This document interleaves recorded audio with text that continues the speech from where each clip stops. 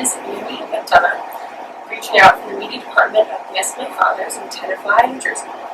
Here with me today is Father Julius of the SMA, who is going to share some of his past experiences as an SMA priest. So, hi, Father Julius. Thank you for chatting today. So, first, I just want to talk about what made you want to join the SMA. That's interesting. I must say that I wasn't a Christian to begin with. I was not born a Christian. I wasn't born in a Christian family.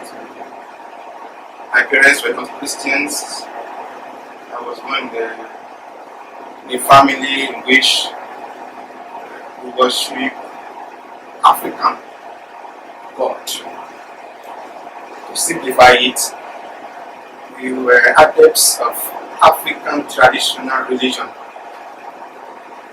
So I grew up in that mentality. We go to our shrine to offer sacrifices and things like that. I came across Christianity in my primary school because the primary school was a Catholic one.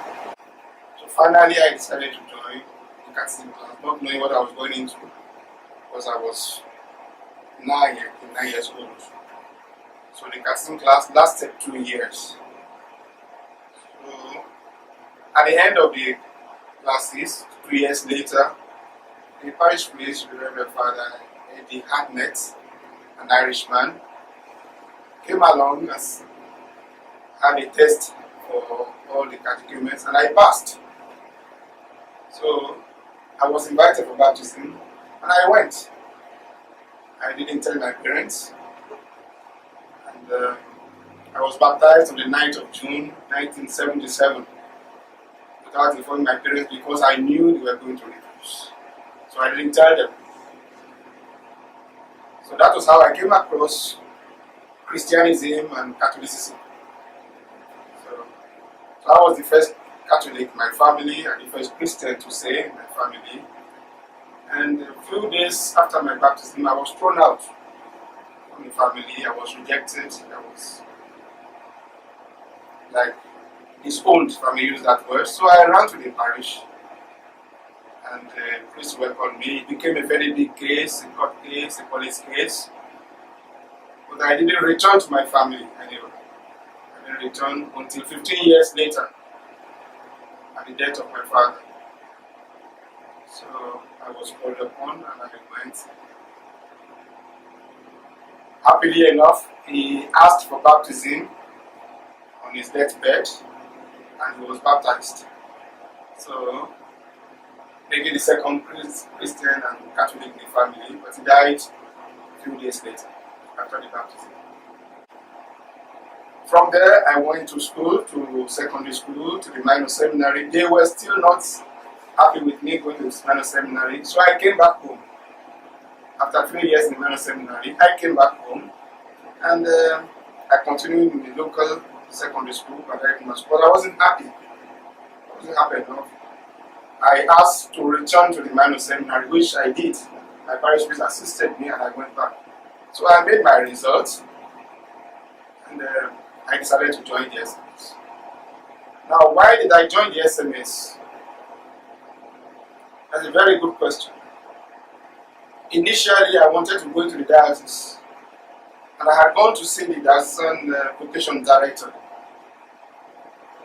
But unfortunately, while I was sitting down with other young boys to see the diocesan vocation director, a priest from the diocese who knew me when I was growing up because his parents were in my town and he used to visit them, said, "Julius, don't tell me you want to be a priest. Don't tell me you want to see the vocation director. You cannot be. The people of your tribe, how many of them are priests? Don't waste your time." So I felt bitter about that. I was so much discouraged. Meanwhile, I didn't even tell my parish priest, but I was staying with him. I didn't tell him. I always like to do my things, then when it is ripe, then I announce. So I didn't tell him. Then barely a year later, I saw the advert of SMA in an independent newspaper. I saw it. I said, wow, maybe this is where God wants me to be. So I wrote to them, and I was invited for interview and all, and I didn't still tell my parish priest. And we're staying together. I didn't tell him. So after the interview, I was accepted. Now they asked me for my parish priest letter, so I have to tell him. So I told him. He was happy, but he was angry with me. See, there are two feelings there. He was happy that I was going to the seminary because he never for once, we were 5 or 6 of us staying with him. He never for once persuaded us. He had always wanted us to be somebody in life, to be successful in life. So I wouldn't say he persuaded me to be an SMA or to be a priest. But he was happy that I was going to seminary. But he was angry with me because I kept it up to that moment that I needed a letter from him. So he scolded me, but it's okay. So that was how I joined the SMA. And I was happy. And one of the things that motivated me joining the SMA was looking at this man. Of course, I've seen a number of them, Irish priests especially, coming to my town, in Badagry, to work. Either on a first appointment or second appointment, they were always coming there. And I was admiring them, the way they were living their lives. And I was so much touched rather, with their way of life. And I said to myself, if these men who live their comfort zones, their happy lives at home in Ireland or wherever in Europe, to come and live with us here, eat our food and drink our water and suffer all on the go, because it was very difficult, I said, I think I can also give my life for the nations.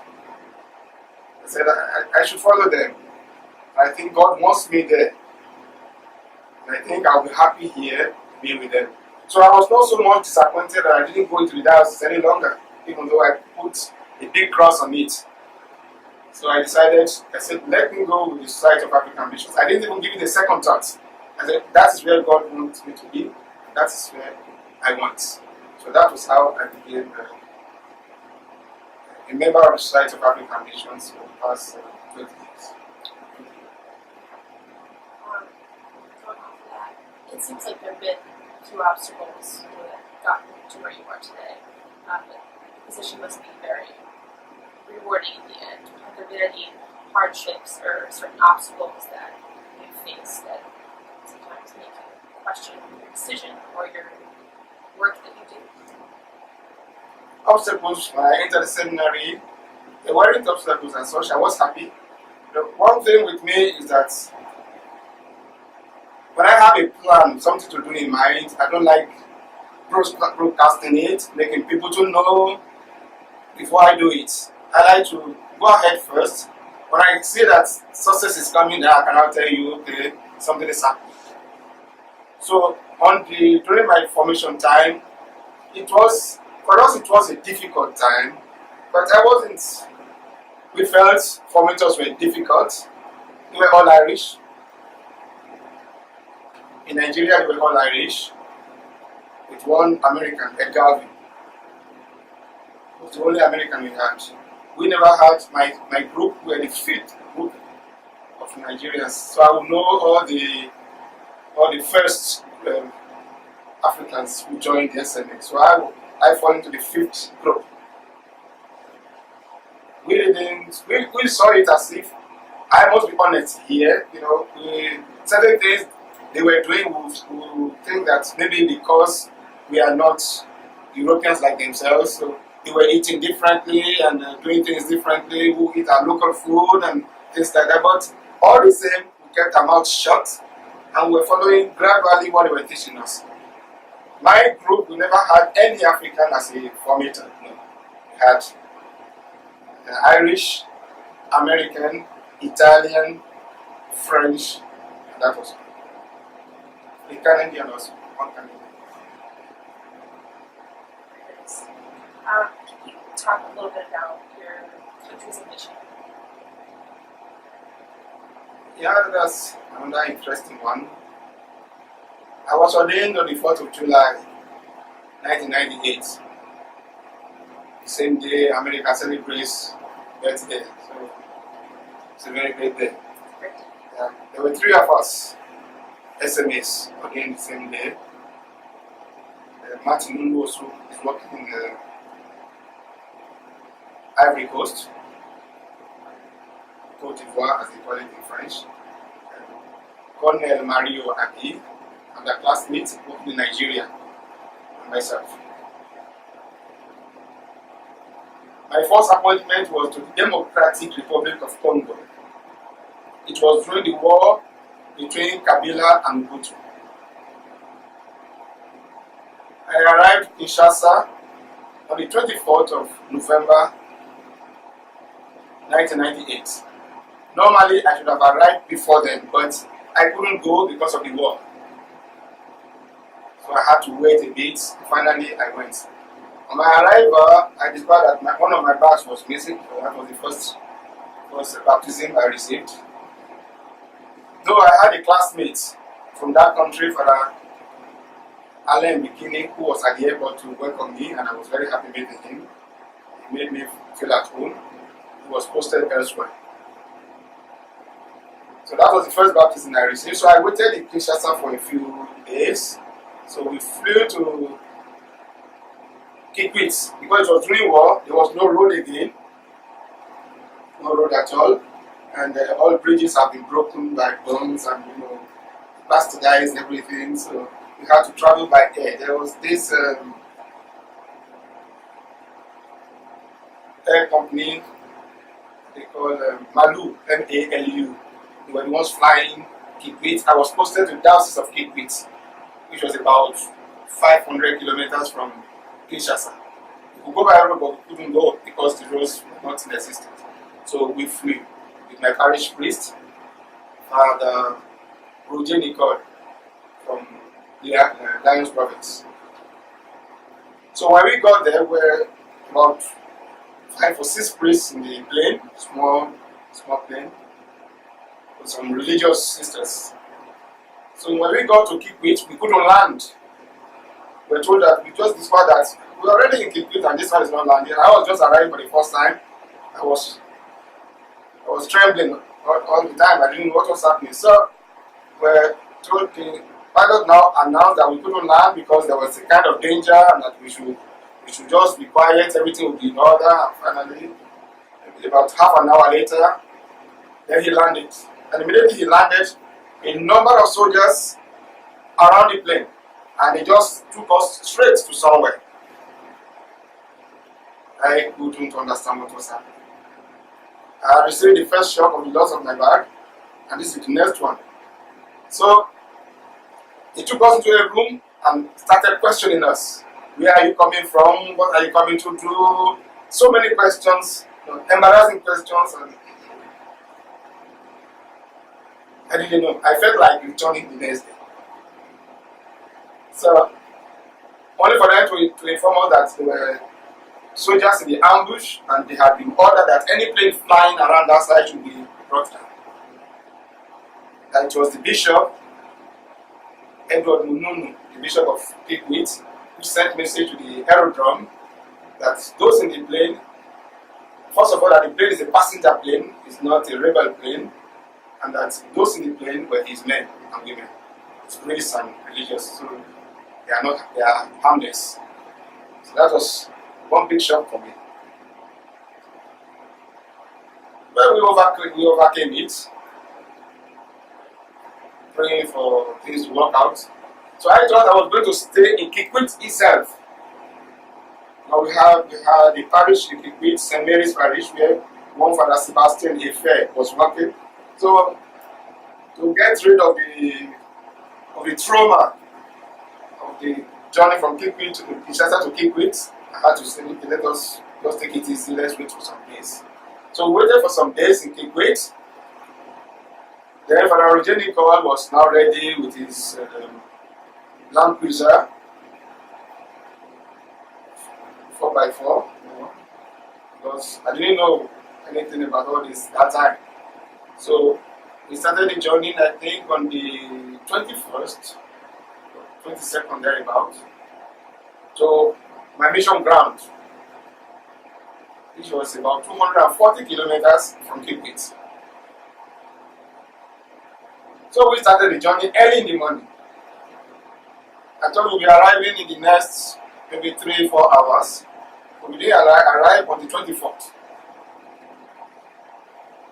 The roads were terrible. We were traveling with shovels, with hoes, with cutlasses, with sticks in the vehicle. Because we have to dig, we have to push, the vehicle gets into the sand, into mud, so many things. So I was like, oh, this is what they call mission. So it took us almost 3 days to arrive. We arrived 24th in the night. So I had my first Christmas baptism again. Then, after Christmas, there was a priest there who was working the parish before me, Father Michael Asobo is a Ghanaian, SMA. He was very happy seeing me. He said, "Thank God you have come. I can now go on leave." So after Christmas, he went on leave. After his departure, my parish priest took ill. He took ill and he had to return to France for more than 9 months. I was alone. I had just arrived. I had to learn the language, Congo, because the mass was not in French. Everything was in the local language. So I had to start learning the language to be able to communicate, to celebrate the liturgy with people. It was a great challenge. But I had to do it. And I was happy I did it. Because before he came back, I was already celebrating the masses in fact, in the local language. Another not intriguing thing, but interesting thing, which was really an obstacle, was, in the church there, the people were so poor that they don't even come to church, to mass, with money for offering. They come with maize, with corn, or with beans in a small basket. That is the offering. So the fathers were having about 1,000 heads of cows that were rearing, that they were raising. And they had them in different locations of the town, but very far distances, say 20 kilometers, 25, 30 kilometers. So we had to go. So I had to learn how to prepare salt, maize with cement as food for the cattle. I had to learn how to inject, how to treat cattle. I had to visit all the camps where they are kept. But one thing that was also very interesting that we never lacked meat. We always lacked meat. The freezer was always filled up.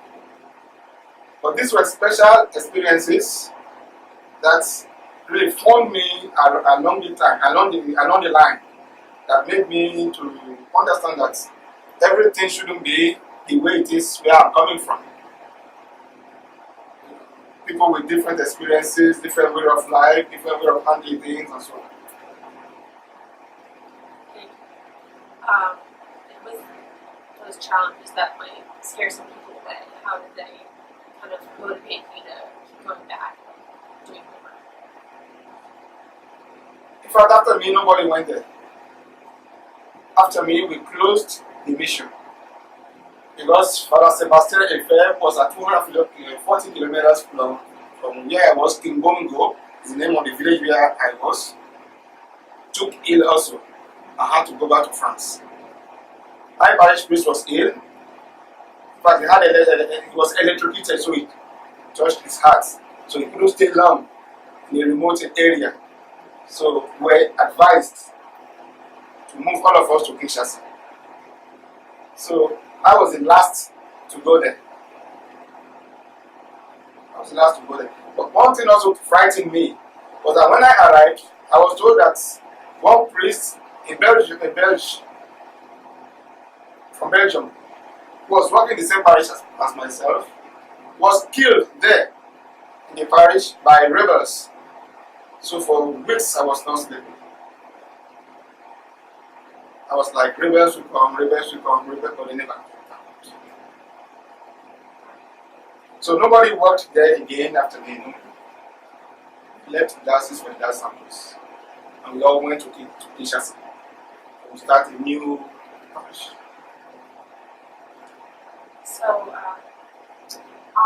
these missions, what exactly is the goal that you set, or what do you aim to do when you go to these new countries and these new parishes? The calling of SMA is to work with the most abandoned.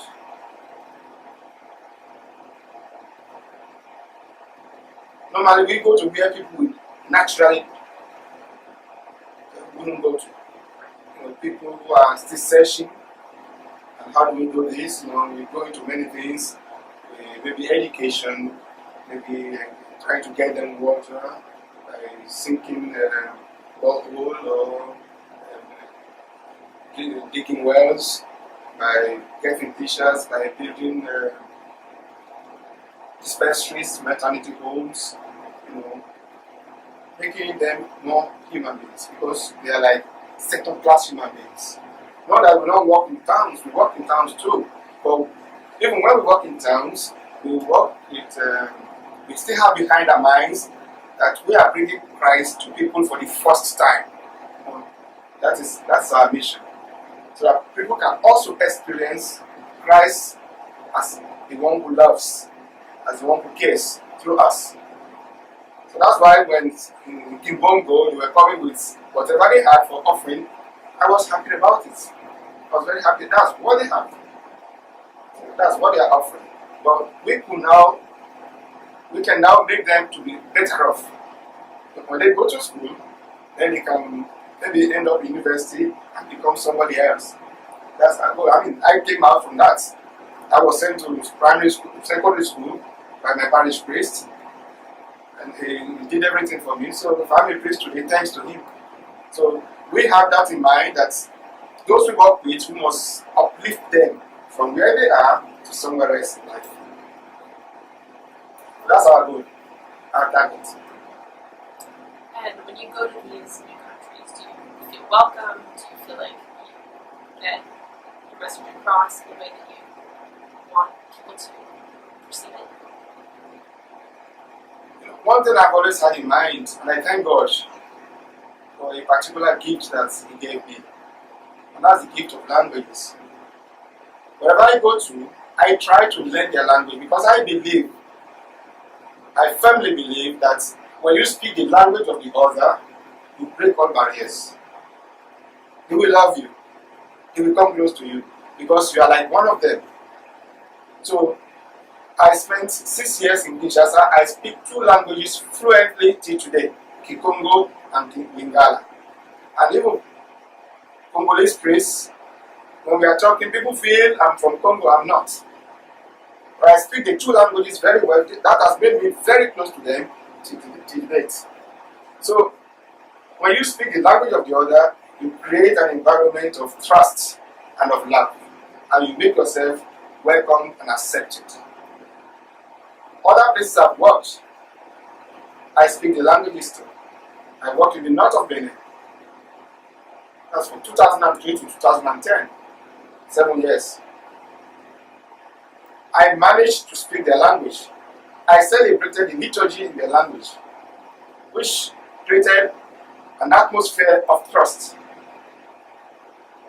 Because there, you are like one of them. I go to the house, to the church, house churches, sleep there overnight with them, pray with them. I don't bring food with me. I eat their food.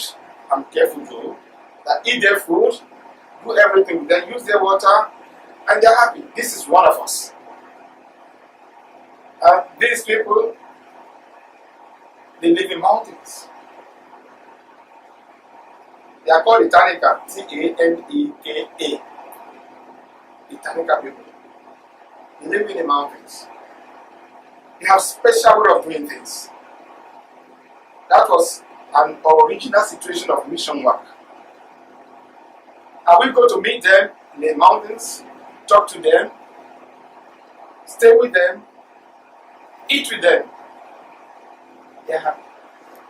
While I was there, one interesting thing, my catechist was having 3 wives. And that is the instrument I had to use to make the word of God get across to others. Naturally, in a city church, if a man who is not married help in the church cannot even help you. But I'm using somebody with 3 wives, imagine. But that was the instrument I had, and I had to use, and he was happy. And while I was there, I will be the priest, I will be the choir master at the choir, I will be the lector, I will be the altar server, I will celebrate the mass, and I'll be the only one to receive communion.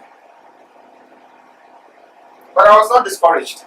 I knew I was bringing Christ across to these people for the first time.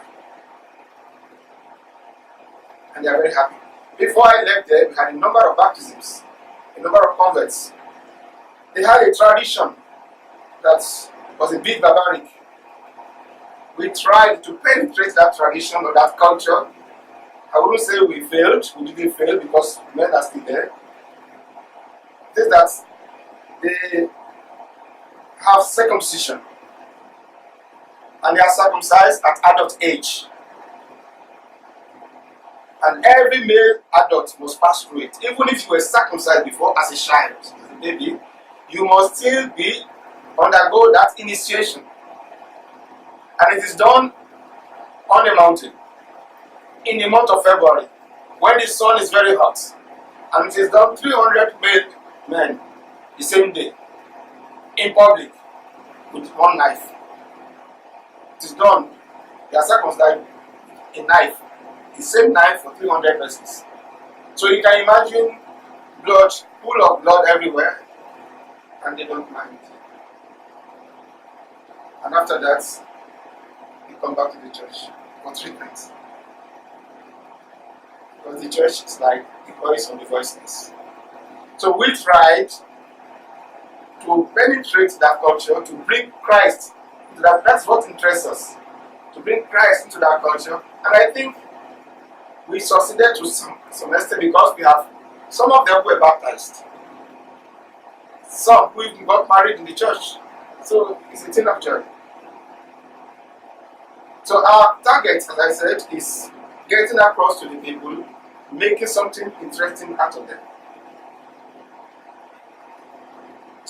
Would be a broad question, but in what way has being part of the SMA had the biggest impact on your life?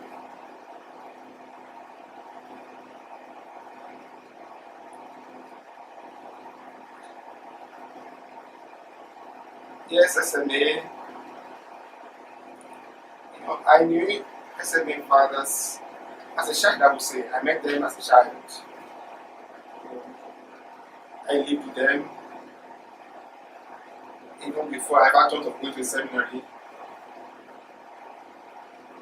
I cook for them.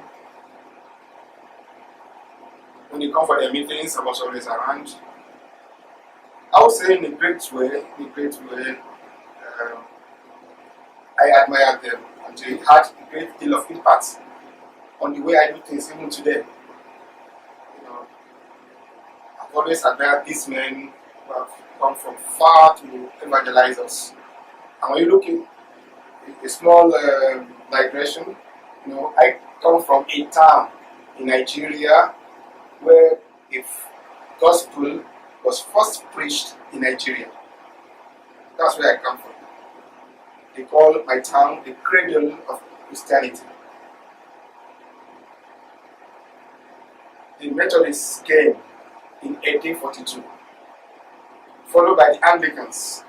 And the first story building in Nigeria was built in my town by the Anglican priests. And the Bible was translated from English into one of the local languages, Yoruba, in that house in my town. And SMAs, the first place they landed in Nigeria is in my town. So I kind of have history behind me that's like has taken up over me altogether. You know, they started from Badagry, my town, before they started spreading elsewhere in Nigeria. So, many of them, young ones, when they are newly ordained, they come to my town to start off before they are posted elsewhere. So I was always looking at these young men, handsome men, and just abandon everything like that and to come. It was really admiring to see them. So I was very happy. So they are taking all over me. So I'm happy being with them. Very happy. And all I've done today, thanks to SMA. I've traveled far in the world. Thanks to it. I've never gone anywhere without SMA being the first to sign me. They have always been the one asking me to go, and everywhere I've gone to, there in Africa, in Asia, in Europe, and now in America, it has always been SMA, making me to meet a new culture, and new people, a new mentality, new food, and so on.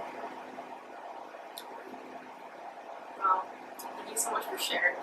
This has been Father Julius of the SMA Fathers in Tenafly, New Jersey. And I'm Amy McDonough, and thank you for listening.